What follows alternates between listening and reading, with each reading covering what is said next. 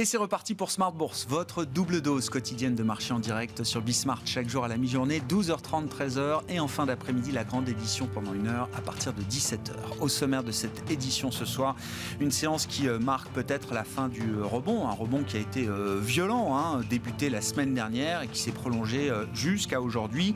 Coup d'arrêt donc pour les actions en ce moment même en Europe et aux États-Unis. Les actions européennes reculent entre 1 et 1,5% en cette fin de séance. Vous aurez le résumé complet de cette journée de bourse en Europe dans un instant avec Eva Ben Saadi, les investisseurs qui se préparent désormais aux différents sommets qui vont se tenir en Europe à partir de demain. Ce sera la séquence importante des 2 prochains jours, sommet de l'OTAN, sommet du G7, sommet de l'Union européenne, avec bien sûr la crise géopolitique au menu et la question de l'approvisionnement énergétique de l'Europe, une question qui reste bien sûr plus que jamais ouverte, alors que Vladimir Poutine a fait savoir aujourd'hui qu'il demandait désormais que les pays hostiles payent en roubles leurs achats de gaz ou de pétrole russe, ce qui semble être une complication supplémentaire. On a vu les prix du gaz naturel réagir fortement après cette annonce, avec une hausse de l'ordre de 30% pour le contrat du gaz naturel qui se traite en Europe en ce moment. Voilà donc pour les sujets de discussion après un mois de conflit de haute intensité sur le terrain militaire en Ukraine. Nous en discuterons avec nos invités de Planète Marché dans un instant. Et puis dans le dernier quart d'heure, le quart d'heure thématique. Le thème ce soir sera celui de la robotique et même plus spécifiquement de la robotique appliquée à la logistique. Nous en parlerons avec Alice Labouze, présidente de Trecento Asset Management, qui gère notamment un fonds thématique dédié à la robotique. Alice qui sera avec nous en plateau à partir de 17h45.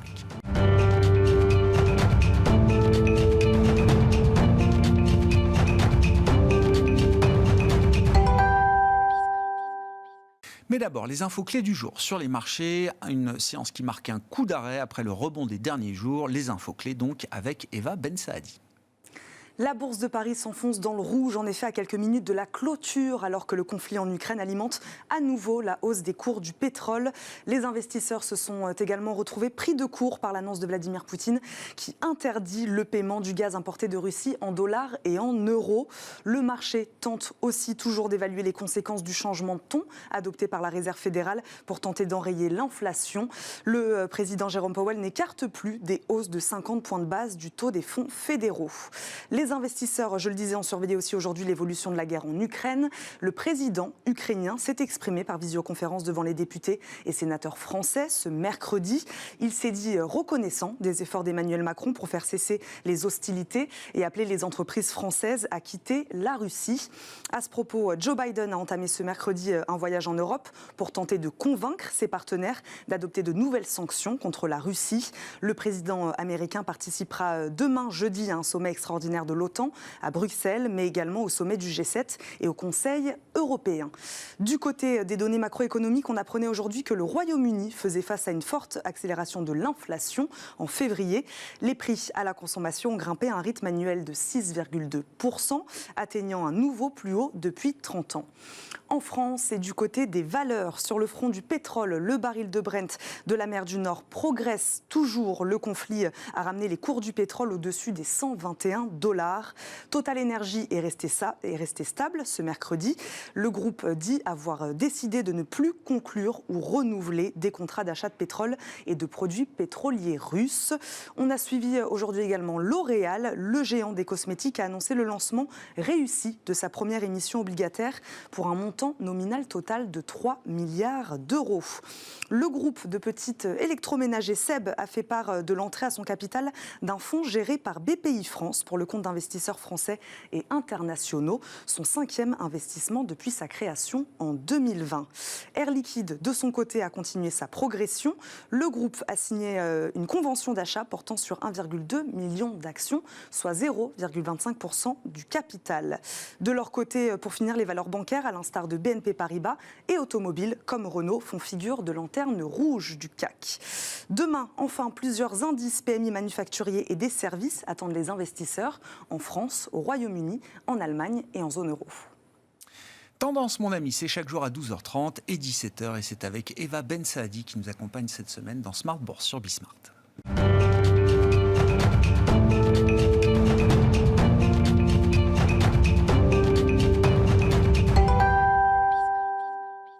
2 invités avec nous ce soir pour décrypter les mouvements de la planète marché. François Chollet est avec nous en plateau, le directeur général de Montségur Finance. Bonsoir François. Bonsoir. Merci d'être là. Vincent Genzi nous accompagne également, directeur de la stratégie d'investissement de Cholet Dupont Oudard. Bonsoir Vincent. Merci beaucoup d'être là. Bon, l'idée de faire déjà pour entamer cette émission un état des lieux du marché après un mois de guerre de haute intensité qui se poursuit toujours en Ukraine, bien sûr, crise géopolitique majeure avec la Russie et en parallèle des banques centrales, une banque centrale, la Fed, qui ne lâche rien sur l'idée de la normalisation et qui est même peut-être prête à accélérer encore le rythme de sa normalisation avec pourquoi pas des hausses demain de 50 points de base et non plus de 25 points de base. Pour donner quelques éléments de contexte. Le rebond des marchés a été quand même spectaculaire depuis la semaine dernière, Vincent, accompagné par une correction rapide du marché obligataire. Rebond des marchés actions, correction du marché obligataire avec des taux qui sont quand même remontés très très vite ces derniers jours. Que vous inspire cet équilibre de marché dans le contexte actuel ? Il faut qu'il appelle quand même beaucoup de questions et on a quand même peu de certitudes. Le rebond a été violent, il s'appuyait sur des niveaux particulièrement faibles et survendus. Un des indices il y a une quinzaine de jours avec des indicateurs de sentiment qui s'étaient aussi pas mal dégradés. Donc il y avait du pessimisme, un peu de liquidation sur les marchés. Donc on avait bien vu qu'on était survendu et qu'il y avait de la place pour un rebond technique.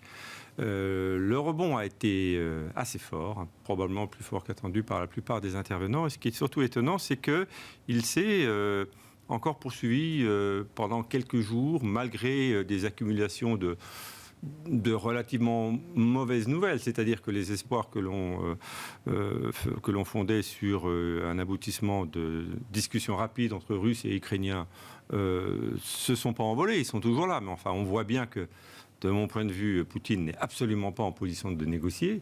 Il pense négocier en position de force et va obtenir la capitulation totale des Ukrainiens. Et à mon avis, je pense qu'il va avoir encore un petit peu de mal. Et malgré cet enlisement à la fois du conflit, même si les frappes sont dures, mais sur le terrain, c'est un peu enlisé, et cette absence d'aboutissement des négociations, le marché était résilient jusqu'à aujourd'hui. Alors c'est peut-être la nouvelle sur le pétrole russe payé en roubles qui fait baisser les marchés. Je crois que les marchés avaient aussi beaucoup monté et que le consensus aujourd'hui c'était bon, il nous faut vraiment des bonnes nouvelles pour aller plus haut, sinon autant on priçait un peu trop une récession. Aujourd'hui, on est peut-être un tout petit peu trop optimiste à court terme. On arrive aux limites de la stratégie de l'espoir, là. Oui, un petit peu. Ouais. Un petit peu. D'autant que, comme tu le disais, les banques centrales, elles, enfoncent le clou. La BCE, la semaine dernière, qui a confirmé quand même qu'elle allait réduire ses achats et probablement relever ses taux en fin d'année. Et surtout la Banque centrale américaine, qui a confirmé ce que le marché semblait prêt à abandonner, mais sur lequel elle a insisté, c'est-à-dire à peu près 6 hausses de taux cette année. 6 hausses de taux à 0,25, ça fait 1,5. Et si c'est 0,50, il n'y en aura que 3, mais ce sera plus fort. Alors, à ces nouvelles, les marchés ont plutôt réagi positivement, ou en tout cas ont gardé la tête froide, puisque les taux longs sont quand même repassés de 1,70 à 2,30 aux États-Unis, de 0 à 0,40 en Allemagne, et les marchés ont bien tenu. Bon, alors il y a eu le traditionnel petit jeu de rotation entre value et croissance à ces moments-là. Mais globalement, les marchés n'ont pas baissé, ils ont bien tenu et j'ai du mal à comprendre. Alors on me dit que oui, la Fed montre les dents et donc elle a bon espoir comme ça de juguler les anticipations. Et ça rassure donc les investisseurs. Les remontées d'anticipation d'inflation, peut-être, mais enfin, bon. À côté de ça, on en est au tout début des révisions baissières au niveau de la croissance et encore plus des révisions de résultats, parce qu'il y a eu à peine de révisions à la baisse sur les résultats. Donc, les marchés restent sans doute un peu schizophrènes. Peut-être qu'ils sont aussi aux mains d'intervenants de plus court terme. Et non pas d'investisseurs long terme, qui ont peut-être été un peu présents lors des points bas, mais qui ont dû très vite arrêter leurs achats. Voilà, donc encore beaucoup de questions. Si, la seule certitude que moi j'ai personnellement, c'est que je suis quand même plus convaincu qu'on a peut-être fait les points bas il y a une dizaine de jours. D'accord. Et qu'on n'irait pas plus bas en l'absence d'embargo total sur le gaz et sur le pétrole. Je crois que c'est une question qu'il va falloir se poser néanmoins, parce que c'est une question, beaucoup de réticence en Europe évidemment, du côté de l'Allemagne notamment, mais la question est plus que jamais sur la table et puis une série de sommets sont prévus là. à partir de demain jusqu'à la fin de la semaine pour peut-être avancer sur l'idée d'une nouvelle phase de sanctions un peu plus dure. François, votre commentaire de marché, je sens dans les propos de Vincent quand même un peu de prudence après ce rebond qui a été violent. Est-ce que c'est une prudence que vous partagez, Alors, François ? On a des marchés qui effectivement ont une phase de correction assez forte et tout à fait légitime. On a perdu jusqu'à 20% sur les indices en Europe. C'était légitime compte tenu du contexte qui était celui dans lequel on travaillait. Qu'est-ce que ça voulait dire quand on est arrivé là ? Est-ce que c'était une capitulation ? Est-ce que c'était la prise en compte de multiples, de révisions baissières des bénéfices, etc. Si on prend les moyennes de multiples et qu'on applique à l'envers cette baisse des marchés, c'était effectivement 20-25% de baisse des bénéfices qui étaient enregistrés par le marché, si on considère que le multiple historique des marchés européens reste constant. Est-ce que ça suffit face à une crise comme celle qu'on est en train de connaître ? Moi, je ne suis pas certain. Est-ce que c'était d'un point de vue technique une capitulation totale ? Est-ce qu'on a vu les mains les plus fragiles toutes céder ? Je n'en suis pas non plus totalement certain. Ouais. Là, on parle des séances du 4 et 7 mars, c'est oui, ça. Il y avait le vendredi et la séance du lundi qu'on a perçu comme étant une capitulation. Avec un vocabulaire, effectivement, qui était celui d'une capitulation. On parlait nucléaire, on parlait chimique, on parlait... Il n'y avait plus d'espoir. Plus d'espoir. C'était les séances les plus noires. Mais pour autant, est-ce que ça a été vraiment des séances de capitulation ? À mon sens, je partage votre opinion. La fermeture d'un robinet de gaz ou de pétrole... qu'on n'aurait pas, nous, décidé ou organisé correctement, ou une mauvaise nouvelle du côté de la guerre, c'est-à-dire d'armes, et le pire, ce mot de nucléaire dont je parlais tout à l'heure, on est certain que les marchés ne sont pas calibrés pour ça et n'ont pas du tout intégré ces choses-là dans les valorisations actuelles. Donc derrière, on a un rebond qui me paraît être un rebond technique, en tout cas aujourd'hui, parce qu'on n'a rien de nouveau qui puisse... dire que c'est autre chose qu'un rebond technique, qui remet le marché à un niveau qui peut paraître effectivement surprenant par rapport au sommet récent, parce que en vérité, le recul est très limité par rapport à ce à quoi on assiste. On est revenu sur les niveaux d'avant-guerre, ce qui est déjà spectaculaire en soi, sachant que la guerre n'a pas faibli en intensité depuis loin de là. Et autre quand même phénomène, c'est que tout le reste... Tout ce qui aurait été regardé par ailleurs et qui aurait déjà permis d'expliquer une baisse de cette ampleur-là, vous parliez des taux, je pense que clairement les taux auraient pu expliquer un repli des marchés de cette façon-là, les perspectives de hausse de taux directeurs de la même façon, la volatilité qu'on a sur les matières premières et toutes les inquiétudes pour les entreprises qui doivent établir des plans d'investissement à moyen terme et qui en sont totalement incapables dans ce contexte, les difficultés d'approvisionnement, les difficultés liées tout simplement à la décision ou pas d'ouvrir une usine pour faire fonctionner compte tenu des nouveaux prix de l'énergie qui sont ceux qui sont appliqués aujourd'hui. Tout ça, finalement, n'est pas enregistré par le marché. Non. Donc on a un marché qui fait un très beau rebond technique, on a des perspectives de croissance qui se sont dégradées, et donc des objectifs qu'on pouvait avoir en début d'année, notamment en Europe, qui pouvaient être ambitieux et raisonnablement ambitieux. C'est-à-dire, c'était pas du tout de manière tout à fait motivée, on était ambitieux en début d'année. Aujourd'hui, dans un schéma dans lequel on est revenu un peu dans le TINA. Vous vous souvenez, il n'y a pas d'alternative. Je l'ai jamais oublié, oui. Il n'y a pas d'alternative à être investi en action. Et puis, on a des investisseurs qui se sont aguerris aux différentes crises et qui se disent, ben voilà, on a une correction, c'est le moment de remettre un peu de risque dans le portefeuille, etc. Je peux, en tout cas, moi, à ce stade, trouver cette explication à ce rebond uniquement par cet aspect psychologique-là. L'effet mémoire des schémas précédents. Soit je perds de l'argent des crises précédentes. Voilà, soit je perds de l'argent de manière certaine sur des niveaux de taux qui font que je ne gagne pas d'argent face à l'inflation. Et bon, je perds du pouvoir d'achat à moyen terme sur mes actifs. Soit je vais sur du risque, et puis j'ai du temps devant moi, c'est pas de l'argent dont j'ai besoin. Et puis j'ai appris qu'il fallait acheter quand c'était le son du canon, et donc on y retourne. Et on a eu ça, nos clients nous ont beaucoup sollicité.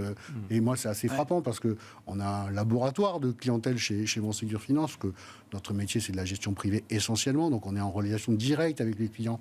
Et on voit bien ceux qui nous rappellent en disant c'est bon, on attendait pour investir, et c'est le bon moment pour en remettre. Et puis ceux qui venaient juste de commencer à rentrer, qui lui disent oulala, voilà. Mais on a ce sentiment-là de cette éducation et de cette idée de profiter de tous les repli pour s'investir sur les marchés où on n'était pas forcément aussi présent qu'on aurait pu aimer être l'année dernière quand on avait des marchés très florissants. Est-ce que ça fait une tendance ? Est-ce que c'est de nature aujourd'hui à montrer un retour à la tendance d'avant ? J'en suis pas du tout convaincu. Ah ouais, je comprends. Surtout, alors c'est intéressant, vous parlez du TINA, c'est vrai qu'on a vécu avec l'idée que l'obligataire ne rapportait plus. Maintenant, on a sous les yeux la réalité d'un obligataire qui fait même perdre de l'argent. Et c'est vrai que l'accélération de la correction obligataire des derniers jours a permis là, de montrer donc, ce drawdown historique. Hein, on l'a vu un peu sur différents médias, mais pour de l'obligataire sans risque, et je l'ai même vu sur un portefeuille Bund, investi donc sur la valeur refuge par excellence, l'obligation d'État à 10 ans de l'Allemagne, c'est une baisse de 7, 8, 9% du pic au creux. C'est 10% pour des indices obligataires sans risque agrégés chez Barclays ou chez Bloomberg. C'est une correction historique de l'obligataire du pic au creux. Même en 2008, visiblement, on n'avait pas eu une correction aussi importante. Sur un peu plus d'un an, c'est 2,6 trillions de dollars de valeurs obligataires qui ont été détruites. Chiffre compilé par Bloomberg qu'on a tous vu aujourd'hui. Qu'est-ce que ça change, ça ce phénomène-là, il est quand même important. Il faut le relativiser un petit peu. Ce sont des chiffres importants, des évolutions, des fluctuations importantes, mais qu'il faut mettre en regard du niveau des taux où nous étions. Quand on a des taux qui sont à zéro ou négatifs, il y a un effet de levier très très important, ce qui fait que effectivement les pertes peuvent aller augmenter très vite. En fait, on est en train d'expérimenter ce que les États-Unis ont expérimenté il y a déjà quelques années, quand ils sont passés des taux très faibles, 0 à 0,5, 1, etc. Pour autant, est-ce que c'est suffisant ? On a quand même des taux qui, en Europe, sont pas encore très élevés, surtout sur le vrai sans risque qu'est le Bund. À 0,40, c'est toujours pas rémunérateur et toujours moins rémunérateur face à l'inflation. Oui, donc, bien sûr. L'effet TINA... je ne sais pas s'il joue vraiment parce que, comme le dit François, je ne suis pas sûr qu'il y ait une forte appétence pour les actions, d'une manière générale, parce qu'il y a encore beaucoup d'incertitudes. Mais pour un peu de gestion institutionnelle, pour de la location active-passive, pour de la gestion... Enfin bref, il est possible qu'effectivement, il y ait une orientation à la marge vers les actions face à un risque de perte qui reste sur les taux en Europe, tant qu'on n'a pas atteint des taux normatifs un peu plus élevés. Donc oui, il y a peut-être un petit effet TINA. Comme le disait François, on a eu aussi des clients un peu historiques qui nous disent, voilà, c'est sans doute le moment de revenir. Pas très très nombreux, mais un petit peu. Et puis aussi des clients qui ont été un peu plus inquiets, étant moins... non pas au courant, mais ayant moins expérimenté de drawdown comme ceux qu'on a connus sur les actions. Mais non, aux États-Unis, je pense qu'on commence à avoir une alternative. Pas vraiment encore en termes de taux réels, mais en taux nominaux, on sait que sur ces niveaux-là, il y a un petit peu d'acheteurs naturels qui reviennent sur les obliques américaines. La nouvelle du jour, alors sur le front de la crise géopolitique, c'est la volonté de Vladimir Poutine de faire payer le pétrole et le gaz en roubles aux Européens. Bon, il y a un protocole qui est mis en place, qui va prendre sans doute quelques jours. C'est surtout de ne pas utiliser le dollar. Peut-être plus qu'utiliser le rouble, parce que la vraie sujet, c'est aujourd'hui cet affrontement qui est en train de se mettre en œuvre entre deux blocs occidentaux d'un côté et Russes, Chine de l'autre. On voit bien qu'il y a des sujets sur les devises de ce point de vue-là. Et clairement, il considère que le dollar et l'euro sont plus des devises fiables. Je me mets j'écoute ce que dit Vladimir Poutine. C'est payer en roubles parce que moi, je n'ai plus confiance dans l'euro et le dollar. Vous avez gelé les actifs d'une banque centrale majeure. C'est quelque chose qui était inimaginable. Et donc, ces devises des pays occidentaux ont perdu la confiance du public russe, du point de vue de la perspective de Vladimir Poutine. Et le yuan qui prend ce relais aussi, et on voit des transactions maintenant sur des matières premières, notamment du pétrole en yuan, qui sont acceptées par des pays producteurs. Donc là, il y a quand même, on est en train de mettre des petits coups de canif sur le statut du roi-dollar, et cette bipolarisation de notre monde est en train de se creuser, en tout cas du point de vue monétaire. Mais force est de constater que c'est en train de se creuser sur beaucoup d'autres aspects lorsqu'on regarde ce qui se passe aujourd'hui dans les sanctions et dans les communications qu'on peut avoir, y compris la pression qu'on est en train de mettre sur la Chine, nous, bloc occidental, pour essayer d'obtenir qu'elle arrête de soutenir les initiatives russes en Ukraine. Bon, et sur l'idée de vouloir faire payer les Européens en roubles le pétrole et le gaz, c'est quoi? C'est une embûche supplémentaire pour l'approvisionnement des Européens en gaz et en pétrole? C'est une étape de plus vers un embargo volontaire ou contraint, je ne sais pas, sur la question énergétique européenne? Il faut regarder vraiment les détails que je ne connais pas, Ouais. mais de toute manière, si vous devez payer en rouble, vous allez devoir acheter du rouble, donc vous allez vendre du dollar pour acheter. C'est exactement la même chose que si vous donniez du dollar à la Banque centrale américaine. Donc ça ne change rien sur le fond. Par contre, ça multiplie la transaction, mais oui. C'est la fixation du prix. C'est que s'il fixe un prix du pétrole en rouble et qu'il demande à être payé sur cette base-là, étant donné que le rouble est fait du plus 50, moins 50, ça peut augmenter la volatilité du... Bon. Mais je pense qu'il va surtout accélérer un effet d'éviction. C'est-à-dire que... peut-être que la Chine, effectivement, acceptera de payer en roubles, mais je vois mal les pays occidentaux continuer à acheter beaucoup. Alors, les contrats vont être honorés, mais progressivement, on va les renouveler un petit peu moins. Moi, je pense qu'il est prêt à accepter le yuan pour payer Après, c'est son pétrole en yuan. Oui, il n'y a pas de problème avec ça. Le sujet ne se situe pas là. Aujourd'hui, il faut bien voir, on a gelé tous les actifs dans les banques centrales de la Russie, on a... effectivement, les actifs qui étaient dans les pays occidentaux qui ont appliqué l'embargo. Oui, il y en a beaucoup, y compris la Suisse. Donc, c'est la moitié des réserves de la Banque centrale russe, grosso modo, c'est ça? C'est quand même significatif. C'est majeur. Plus que significatif, c'est majeur. Il est attaqué de toutes parts et il a besoin quand même d'avoir un peu d'aide sur sa devise, j'imagine, s'il veut continuer à pouvoir faire des choses en interne. Donc clairement, lui, il est tenu. Et c'est vrai que c'est un jeu où on se tient vraiment, puisque nous, on dépend du gaz. Et lui dépend de ses entrées de devises pour quand même faire fonctionner son régime, qui doit consommer à l'heure actuelle beaucoup d'argent supplémentaire dans cet effort de guerre.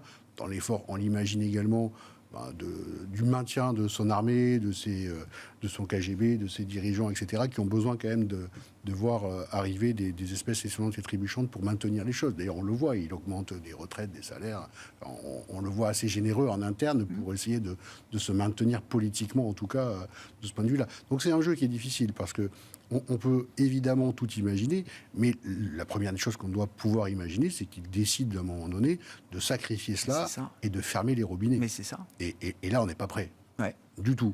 Le scénario de rupture, parce qu'on a compris que la stratégie, c'était quand même de se rendre le plus vite possible, le moins dépendant possible au pétrole et au gaz russe. Mais ça prend du temps. Le plus vite possible, c'est pas l'échelle des marchés, et voilà, c'est pas l'échelle de la semaine. Le scénario de rupture, vous dites, il est pas, ça fait partie des choses qui sont, comme vous disiez tout à l'heure, qui sont pas intégrées par les marchés. Vous savez, le cerveau humain est assez particulier. On a attaqué l'hiver, et moi, je voyais des graphiques où je voyais les stocks de pétrole, de gaz, en Europe, qui étaient très très en dessous des moyennes historiques à la période équivalente. Et c'est vrai qu'on se regardait ça en disant, tiens, c'est une donnée. On a des milliards de données économiques devant les yeux à longueur de journée. C'est pas forcément un facteur d'âge. Après coup, c'était une stratégie volontaire visiblement déterminée de nous mettre dans cette situation de dépendance dès l'entrée dans l'hiver. Il s'avère qu'on n'a pas été dans un hiver extrêmement rigoureux, mais c'était vraiment quelque chose qui était délibéré et c'était un premier acte prémédité de Poutine sur ce gaz. On ne peut pas imaginer. Il est à l'initiative depuis le début. Donc on peut parfaitement imaginer un bon joueur d'échecs qu'il a déjà prévu quelques coups d'avance et qu'il a un arsenal devant lui de possibilités d'action. Et je pense qu'il ne s'interdit rien, évidemment. Donc à nous d'imaginer peut-être le pire. Si c'est le cas, la réponse à la question sur les marchés, c'est que les marchés sont quand même particulièrement optimistes par rapport à ce scénario-là. Les marchés nous disent aujourd'hui, ce qu'on l'on voit à la lecture directe des marchés, c'est on est en train d'avancer vers un cessez-le-feu en Ukraine, d'une manière ou d'une autre, dans un horizon de temps raisonnable. Ça, c'est le message du marché. Tout ce qui dérive de ce scénario, enfin tout ce qui déborde de ce scénario n'est pas pris en compte. Plus qu'un cessez-le-feu. Un cessez-le-feu qui conduirait à une levée partielle des sanctions.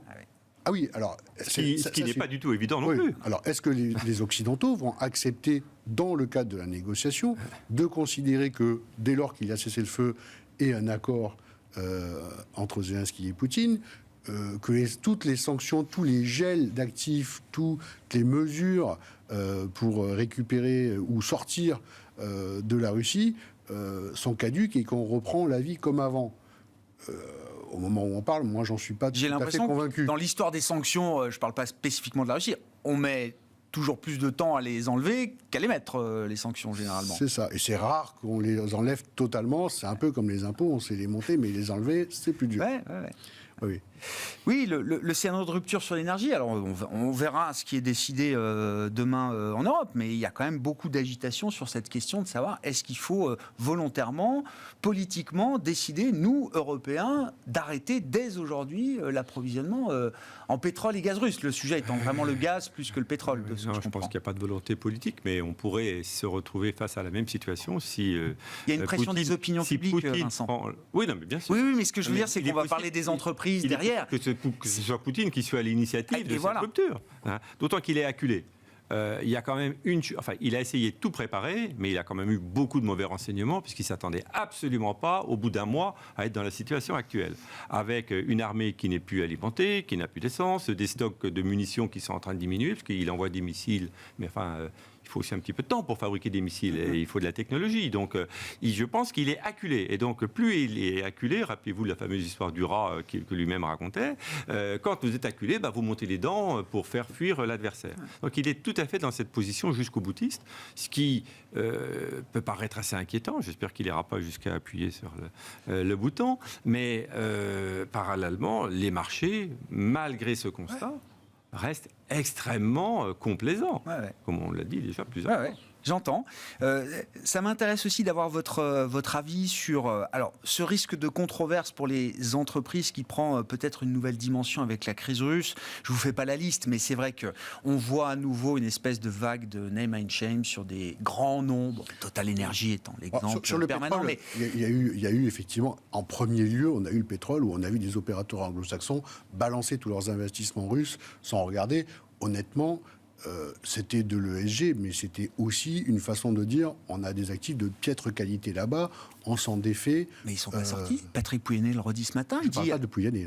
Mais Patrick Pouyanné le dit ce matin. On me dit que mes confrères anglo-saxons sont sortis de la Russie. C'est complètement faux. Personne ne sait. Alors oui, on peut arrêter d'investir en Russie, mais les participations qu'on détient, pour l'instant, elles sont toujours là. Elles ont été pour certains Patrick Pouyanné le dit. Personne ne sait comment on sort des contrats et comment on sort aujourd'hui des participations, si ce n'est à offrir les 20% que j'ai dans Novatech à Novatech et donc à Moscou, voire aux Chinois demain qui seront évidemment présents pour récupérer ces... Ma question, c'était celle de... En tant qu'investisseur, comment vous intégrez? Est-ce que c'est un nouveau type de risque ou un risque qui prend une nouvelle ampleur? Parce que c'est déjà le sujet dans les marchés. Ce qui se passe aujourd'hui avec la Russie, qu'est-ce qu'on dira demain avec la Chine? C'est une question de valeur. Zelensky là, est en train de le dire à l'Assemblée nationale française après avoir fait le tour des parlements européens. Les valeurs valent plus que les bénéfices. Bruno Le Maire le disait il y a 15 jours, c'est une question de principe. Les entreprises françaises doivent participer à l'effort de guerre, quitter la Russie. C'est une question de principe. C'est plus une question de rationalité économique, c'est une question de principe. Si c'est une nouvelle manière de faire, qu'est-ce qu'on fera demain avec la Chine? C'est effectivement une volonté des États-Unis de nous pousser à ce que nous passions rapidement du pétrole russe. Et là, c'est pas que le pétrole, c'est Auchan, Leroy Merlin, c'est toutes ces boîtes-là. Qu'est-ce qu'on fait de l'Europe? On s'autodétruit. Il n'y a plus d'industrie, il n'y a plus rien. Il n'y a plus d'énergie, on ne fait plus rien. On n'était déjà pas très en forme d'un point de vue industriel. Si on n'a plus les ressources énergétiques pour faire face à notre économie, soyons clairs, on ne retourne pas à l'âge de pierre. Mais en tout cas, ce qui est certain, c'est qu'on n'aura plus la même possibilité de produire. Est-ce que c'est de l'enjeu de principe, c'est simplement de priver la Russie des ressources pour maintenir ses budgets et la capacité militaire? Je l'entends très bien. Mais est-ce qu'on doit, nous aussi, par là même, se priver de toute possibilité de faire fonctionner nos économies? C'est un autre sujet. Moi, je constate que des entreprises prennent les devants et s'autocensurent elles-mêmes. Les banques disent qu'elles s'arrêtent tout. Monsieur Pouyanné vous répond très clairement, moi, je ne peux pas me permettre de mettre les pays européens en pénurie. À partir de là, je considère que mon devoir est de continuer de faire le maximum pour fournir l'énergie. Il dit que c'est une décision politique. C'est pas à moi de prendre cette décision. C'est ce qu'il dit. Non, mais si on sort, parce que là on a parlé du pétrole, mais si on sort du cadre du secteur pétrolier et de l'ensemble des autres secteurs qui sont industriels ou de services, ce qui nous aide, c'est qu'on sait que ça représente des pourcentage relativement faible en termes de chiffre d'affaires ou de profitabilité. Donc un certain nombre d'entreprises disent aujourd'hui je ne travaille plus, je ferme mes boutiques, je n'exporte plus en Russie pour respecter les sanctions. Ce n'est pas un critère ESG supplémentaire. Et ça n'aura pas, d'un point de vue financier, un impact colossal. Ça aura, au cumul, avec la hausse des matières premières, avec les perturbations, il y aura des impacts. Mais en termes d'impact réel, à court terme, au niveau du chiffre d'affaires, c'est pas grand-chose, la Russie. Décision symbolique qui permet de montrer qu'il y a un peu de vertu dans ce qu'on fait. Quoi. Oui, il n'y a qu'une seule chose qui me gêne dans ce genre de décision, c'est que je comprends tout à fait la décision politique et la décision de dire, on veut sanctionner un régime, mais je pense qu'il est important de montrer à la population russe qu'on ne sanctionne pas la population russe. Et malheureusement, là, il n'y a pas de demi-mesure. Donc, si on fait ça, je peux le comprendre, mais si jamais il y avait un changement de régime ou quelque chose qui arrivait à se mettre en place, on peut rêver. Je pense qu'il est important que toutes les entreprises occidentales manifestent un soutien vis-à-vis de la population russe pour ne pas laisser les Chinois occuper le terrain laissé, par exemple. C'est bien le paradoxe de la communication de Nestlé. Alors, je n'ai pas suivi précisément celle de Nestlé. Mais... Nestlé qui dit qu'ils vont se retirer de la Russie. Oui. Pour autant, sur les produits essentiels, alors... on va faire le tri des produits essentiels, c'est une notion assez vague. Vis-à-vis de la population, ça me semble intelligent. Ils ne peuvent pas se retirer comme cela. Et donc, on est dans ce clair-obscur difficile. En l'occurrence, nous, gérants de fonds et d'épargne, moi j'ai attaqué, on a fait évidemment le tri tout de suite pour savoir, parmi les fonds que nous détenions, gérés par des tiers sur les émergents, quelle était l'exposition éventuelle directe à la Russie. Il s'est avéré que sur les 3 fonds émergents qu'on détenait, il y en avait un seul qui avait 3%, et on en est sorti rapidement. Donc, tout était facile. La réalité du monde virtuel, la réalité du monde en Ukraine, où il y a une bombe qui arrive sur la tête, c'est pas la même. Et je crois que nous, il faut qu'on se réveille. On n'est pas dans un jeu vidéo, on est en train de parler de notre capacité simplement à nous fournir les matières qui nous sont nécessaires à notre production de blé, de céréales, etc. Nos matières premières énergétiques pour faire absolument tout ce dont on a besoin, y compris notre vie quotidienne. Et donc, on est sur des enjeux qui sont cette fois-ci tout à fait tangibles. Et effectivement, on peut se gosser de grandes phrases, de grands trucs, mais force est de constater quand même que pour l'instant, on nous livre encore des 35 000 mètres cubes de gaz par jour provenant de Russie, et que l'Europe trouve ça tout à fait nécessaire et stratégique. Donc, on peut avoir un discours politique. Les faits, en réalité économique, nous montrent bien qu'on est dépendant, et que tant qu'on a cette dépendance, on ne pourra pas s'exonérer de continuer à se fournir comme on peut et à n'importe quel prix, parce que ça nous est indispensable. Tout simplement. Comment on considérera la Chine demain ? Encore une fois, j'ai l'impression que c'est une question importante qui peut se poser. Est-ce qu'on aura ces mêmes valeurs, ces mêmes principes demain quand la Chine récupérera Taïwan, puisque c'est l'histoire qui est écrite pour les prochaines années ? Est-ce que là, au regard de la taille de l'économie, on n'aura pas le même genre de discours politique ? Si le monde devient multipolaire, avec un poids des États et donc un poids du politique de plus en plus important, y compris dans le business, dans le milieu des affaires, est-ce qu'on va pouvoir investir encore demain dans des entreprises chinoises qui seront dans le giron du pouvoir politique, qui serviront les intérêts d'un pouvoir politique qu'on connaît, dont on sait quand même ce qu'il est, dont on connaît la nature ? Est-ce que certains de vos clients ne vont pas vous demander à un moment de regarder un peu précisément ces questions ? Non, mais c'est déjà le cas aux États-Unis, puisqu'un certain nombre de sociétés n'ont plus le droit de commercer avec les États-Unis, c'était chinoise, voire de ne plus être cotées en bourse ou de lever des capitaux. Donc, aux États-Unis, le mouvement a été lancé. C'est plus à cause de ce qui se passait avec les Ouïghours ou à cause de liens directs. Mais les sujets sont multiples. J'ai cité Taïwan, mais ça me semble très logique. Donc, c'est un élément du panorama qui va rester. Je pense que là, il faut se laisser un petit peu de temps devant nous. Ça ne va pas se faire. C'est pas l'urgence du moment. C'est pas du tout l'urgence du moment. Puis, comme le disait François, on a quand même besoin de continuer à importer des biens de consommation. Donc, on ne va pas non plus sanctionner tout de suite la Chine. Mais le côté un peu positif, s'il y en a, de cette crise sur l'Ukraine, c'est que le fait que le monde occidental ait réagi très rapidement pour condamner cette agression et mettre en place des sanctions, c'est de manière indirecte un message qui a été aussi envoyé à la Chine. Et bon, je pense qu'il fallait le faire. Ouais.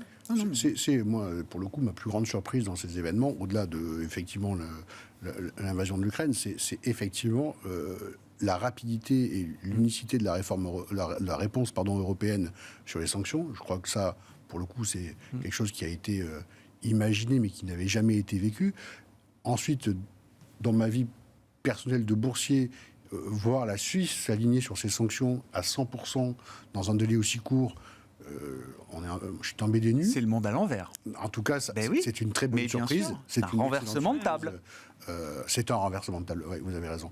Et clairement, s'il y a un échec de Poutine, c'est que je pense qu'il pensait sincèrement, au-delà de la résistance qu'il avait trouvée en Ukraine, il ne pensait pas du tout... Oui, probablement. Je pense que nous-mêmes, on ne pensait pas, on n'imaginait pas être capable de mettre en place les grands négociateurs une telle unité.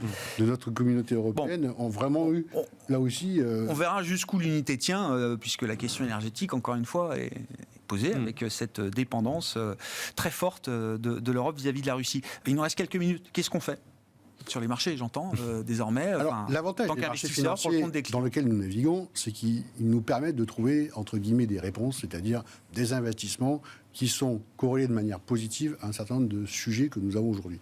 Sujet matières premières, sujet inflation. Ouais.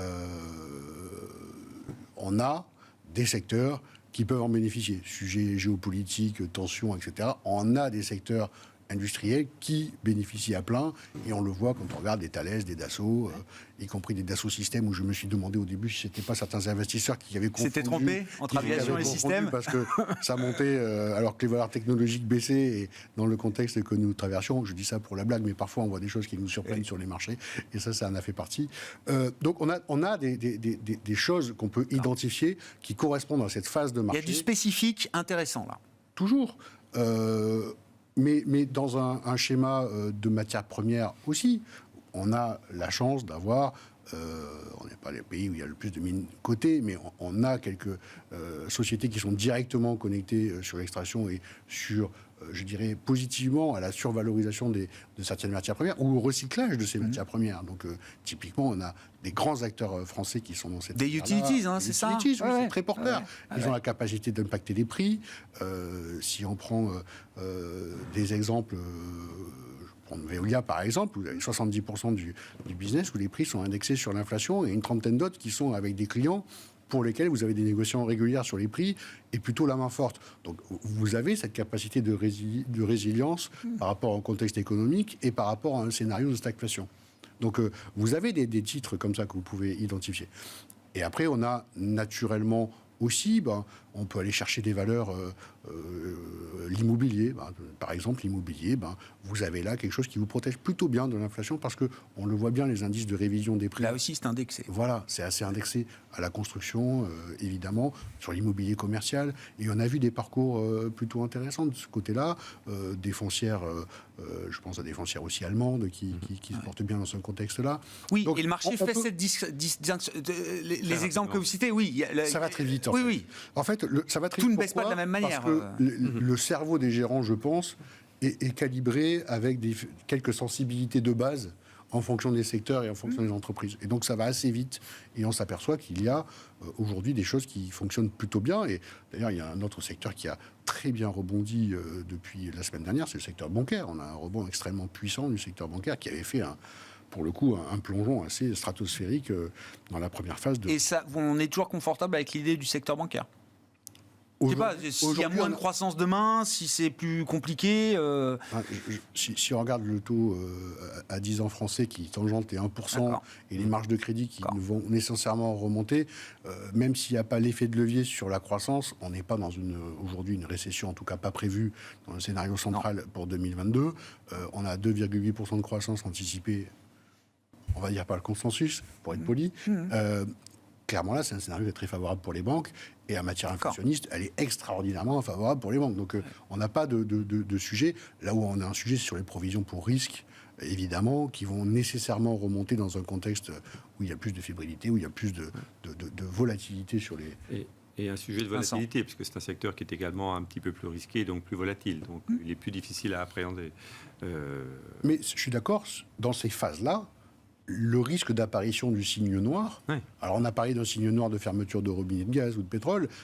Un signe noir bancaire, pourquoi pas? Je veux dire, un je sais fonds pas. de matières premières aujourd'hui qui Oui, sauterait, ça me avec, surprend pas avec plus que une ça. place comme le London Metal Exchange qui n'arrive pas à coter le nickel, on peut imaginer qu'il y aura sur les matières premières des pertes de Oui. trading, ou en tout cas des problèmes, des sujets, etc., etc. Soyons clairs, la réalité physique des transactions sur la matière versus la réalité financière des encours qui sont manipulés sur les marchés financiers concernant cette matière physique sont dans des disproportions historiques. Donc, on marche sur la tête. Et d'ailleurs, c'est pas pour rien que l'Europe réfléchit à aller négocier donc hors marché de l'achat de gaz à l'Europe des 27 directement avec les producteurs de manière hors marché pour s'extraire de ce La bruit financiarisation du... oui. Oui, La ça, la on finance est pas long, de toute manière. Non, mais pour compléter Vincent. la petite revue sectorielle, qui était plutôt, on va dire, sur des secteurs, j'allais dire value, mais François Chollet, c'est value. pas ça. Non, mais moi, je trouve qu'en ce moment, il faut être assez diversifié. Il faut avoir effectivement des hedges, et c'est plutôt pour des raisons concrètes, des titres value, c'est-à-dire des pétrolières, des produits de base, voire les bancaires, c'est pas tellement un hedge. Mais à côté de ça, on a aussi des secteurs traditionnels qui avaient fait toutes les hausses des années précédentes, qui avaient été très attaqués par la hausse des taux, dont certains titres ont déjà pas mal reculé, sachant que les taux américains, eux, ont déjà pas mal monté. On commence à trouver des titres qui étaient très, très chers, qui deviennent un peu garpes. Donc on a aussi, indépendamment de ces secteurs-là, des titres plus classiques, plus traditionnels, qui ont aussi du pricing power comme le luxe, où on peut trouver des titres avec une certaine attractivité. Bon, c'est peut-être pas encore le cas de Dassault Systèmes, qui est encore assez cher, mais on peut trouver aussi des valeurs de croissance un peu moins chères. Ouais, moi j'ai été surpris par des multiples en regardant des dossiers, en faisant des screenings pour essayer de trouver des choses, notamment dans les valeurs un peu techno-européennes ou dans les valeurs connotées digitales. Non, mais je regardais des choses qui m'ont un peu marqué cette semaine. Je regardais HelloFresh, un dossier qu'on n'a pas en portefeuille, qui a été corrigé de manière considérable, qui est une techno qui gagne de l'argent, qui a du cash flow positif, qui fait de la livraison donc de paniers repas à préparer à la maison. Donc avec des marges tout à fait confortables, et je vois le titre à 12 fois l'EBITDA, c'est-à-dire en valeur d'entreprise, quelque chose qui ne correspond pas du tout ni au secteur, ni à la qualité de cette entreprise-là. Donc ça fait c'est des signaux comme ça qu'on voit aujourd'hui sur pas mal de valeurs technologiques, et on regarde les fonds qui sont investis dessus, d'hypercroissance ou de croissance techno, les replis sont encore autour de moins 18, moins 20 pour une bonne partie d'entre eux. Donc, bon, alors vous me dites que je suis value, c'est vrai que ma culture, mais on a un très bon fonds de croissance qui pour le coup, a fait ce biais d'aller, à un moment donné, par choix, sortir de l'hypercroissance et des multiples à plus de 45 fois les résultats, pour aller vers des choses qui étaient plus raisonnables. Et effectivement, ça amène pas mal de surperformances depuis le début. Et c'est vrai que dans le rebond, c'est intéressant, mais le Nasdaq offre une bonne résilience. Après avoir corrigé plus que les autres, c'est sûr, mais c'est vrai que ça commence à... Non, mais je pense que c'est peut-être l'anticipation que les taux américains ont fait l'essentiel de la hausse. Si on reste dans un scénario médian assez confortable, où on n'a pas une inflation qui reste à 5% pendant 3 ans. Mais si on pense qu'au-delà de cette crise, avec les efforts de la Banque centrale américaine, on a une inflation qui se normalise aux alentours de 3, si les taux doivent monter à 3 ou 3,20, on est...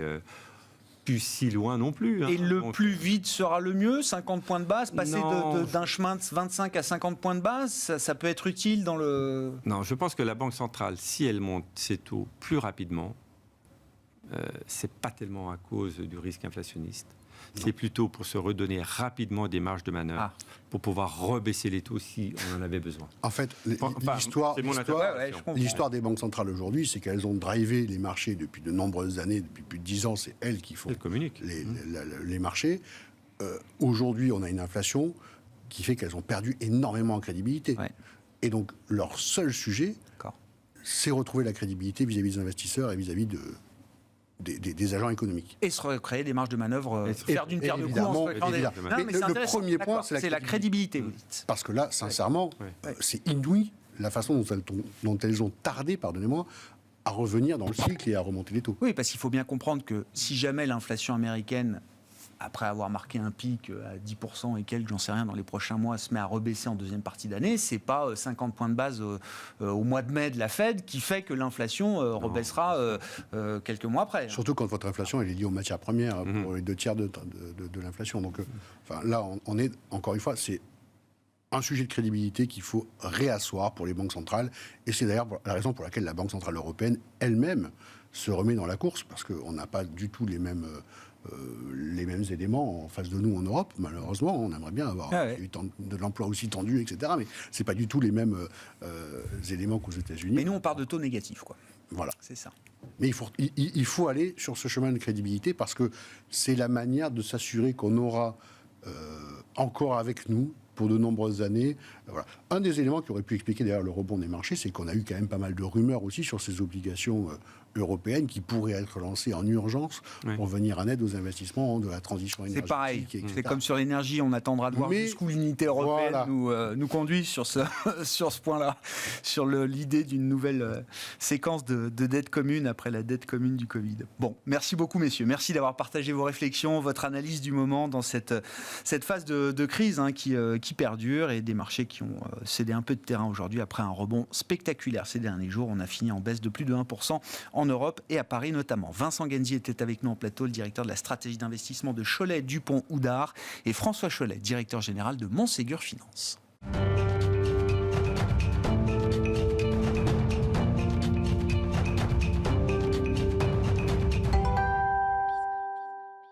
Le dernier quart d'heure de Smart Bourse, chaque soir c'est le quart d'heure thématique. Le thème ce soir c'est celui de la logistique, et plus précisément même de la robotique appliquée à la logistique, puisque la robotique est un des thèmes de prédilection, un des thèmes d'investissement de prédilection de Trecento Asset Management, et c'est Alice Labousse qui est à mes côtés en plateau, présidente de Trecento AM. Bonsoir Alice. Bonsoir Grégoire. Merci beaucoup d'être avec nous. Oui, déjà, on va parler d'une société qui s'appelle GXO Logistics, qui est une boîte américaine. Vous allez nous raconter son histoire, mais oui, dans le monde désorganisé des chaînes de production qu'on connaît aujourd'hui, avec la Covid dont on n'est pas encore complètement sorti, et la crise géopolitique majeure qu'on est en train de vivre, oui, je me dis que la logistique, c'est un bon thème d'investissement, et sans doute pour plusieurs années, Alice. C'est un excellent thème d'investissement. D'abord parce qu'il y a une accélération, et vous le disiez, du e-commerce pendant la période de Covid. Déjà que la pente était très ascendante sur le e-commerce, mais là, avec le Covid, on a tous pris l'habitude de commander en ligne des tas de choses, et ça complexifie en fait les chaînes de logistique.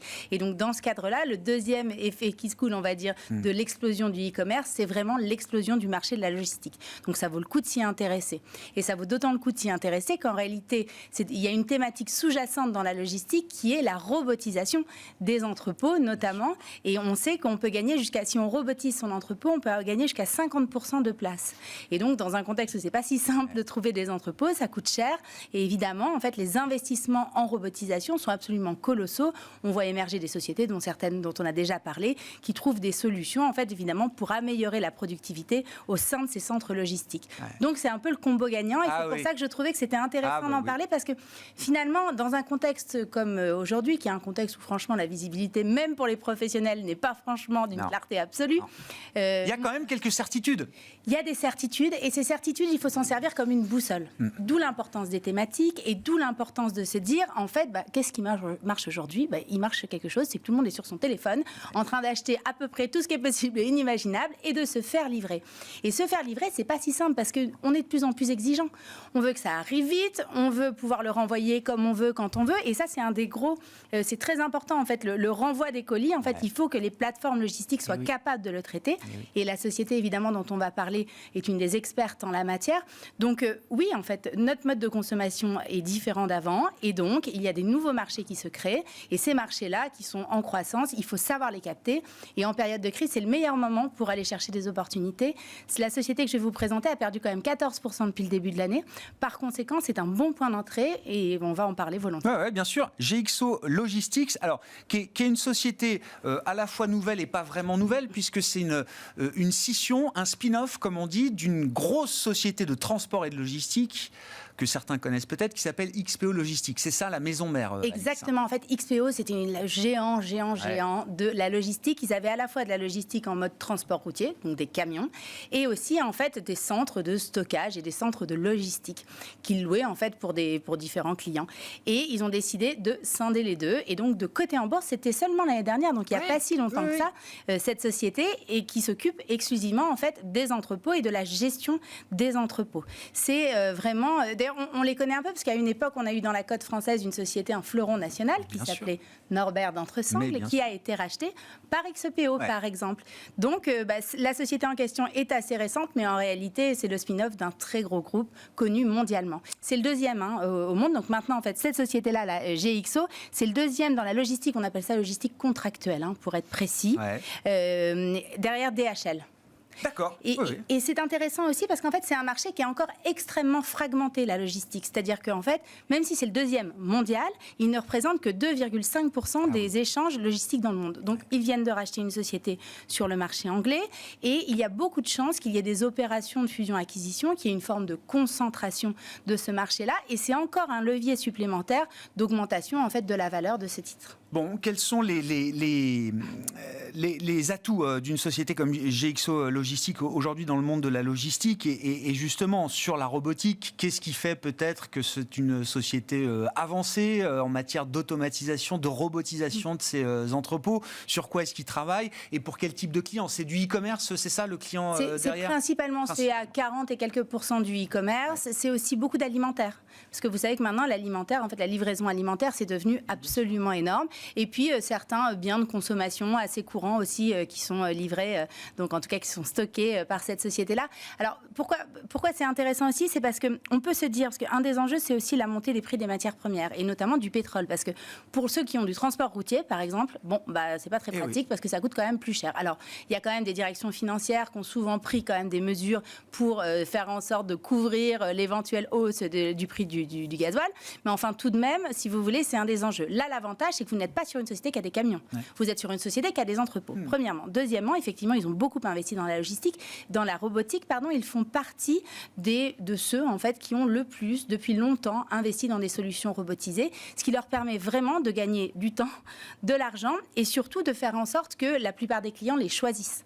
Puisqu'ils ont une efficacité, vous savez, en fait, il y a une mesure un peu spécifique qui est faite, qui fait qu'ils ont parmi les meilleures efficacités au monde et c'est la raison pour laquelle les géants, comme les grandes marques qu'on connaît du e-commerce, les choisissent. Donc ça, c'est très important.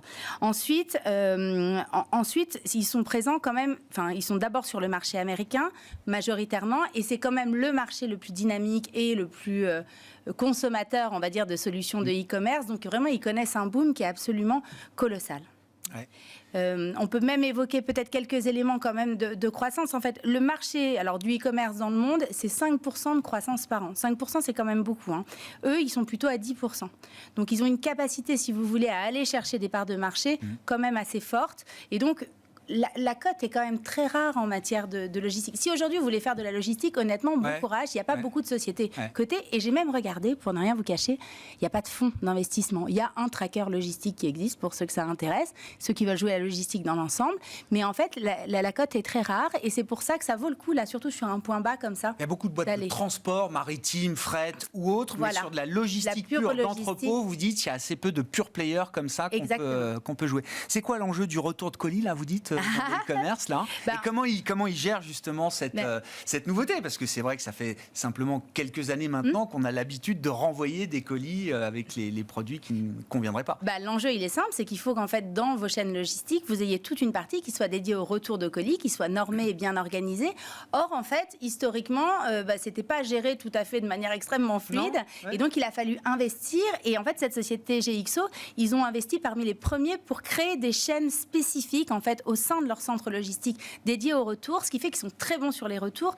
Or, on sait que les consommateurs jugent énormément les entreprises de e-commerce par la qualité du service retour ou du service client. Si rapidement votre colis a été reçu puis remboursé ou alors rapidement échangé, évidemment vous avez une bonne expérience client, vous allez mettre 3, 4, 5 étoiles et là ce sera bon pour la marque. Donc c'est encore un atout supplémentaire de cette structure qui vaut vraiment le détour.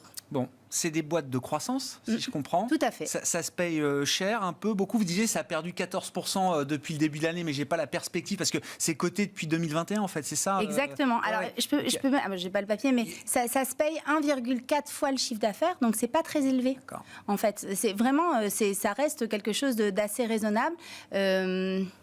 D'ailleurs, c'est même à se demander pourquoi c'est si peu cher. Hein. Ouais. Mais après, c'est pas une société value, si vous voulez, c'est pas 0,5 fois le chiffre d'affaires. Non, bien sûr. Mais tout de même, en fait, pour une société qui affiche une croissance de 10%, qui a parmi les plus belles marges du secteur, qui a énormément investi et qui continue à investir dans la R&D, c'est-à-dire dans la robotisation de leur outil logistique, c'est plutôt très raisonnable. Et j'ajoute que c'est une société américaine et que dans le contexte actuel, peut-être qu'il faut réfléchir à diversifier son épargne et à aller sur le marché américain, marché où il y a le plein emploi, où il y a un peu d'inflation, mais où la Banque centrale est quand même à plus de largesse, en tout cas est plus réactive que chez nous, parce que nous, on n'est pas dans une situation extraordinaire. Donc peut-être pour diversifier son portefeuille, c'est pas idiot. Oui. En période de crise, on le voit d'ailleurs, hein, le marché américain redevient tout de suite un marché refuge pour les investisseurs internationaux. Et donc aussi, vous le disiez en introduction, mais l'idée d'une consolidation de ce marché mondial de la logistique, c'est vrai que la part de marché ne représente vraiment pas grand-chose. Et ils ont signé, vous le disiez en introduction, mais une acquisition d'un peu plus d'1 milliard, je crois, c'est ça? Exactement. En Europe, hein, oui, en Angleterre. Parce que leur deuxième marché, après les États-Unis, c'est le Royaume-Uni. Ils misent énormément sur le Royaume-Uni. La France représente seulement 10%.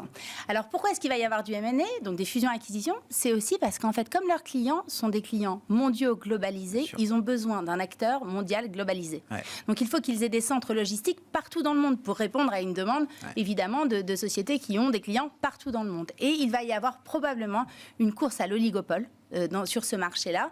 Et je crois que GXO, qui est deuxième, donc derrière DHL, est extrêmement bien positionné pour le faire. Merci beaucoup, Alix, d'être venu nous éclairer sur le thème de la logistique, un sujet clé dans le monde dans lequel on vit aujourd'hui, post-pandémique, avec en plus cette crise géopolitique qui se rajoute aux problématiques logistiques déjà existantes, robotique et logistique. Donc, c'était notre thème du jour avec Alice Labouze en plateau, présidente de Trecento Asset Management, invitée du quart d'heure thématique de Smart Bourse ce soir. Voilà pour cette édition. On se retrouve évidemment demain en direct à 12h30 sur Bismart pour une nouvelle édition de Smart Bourse.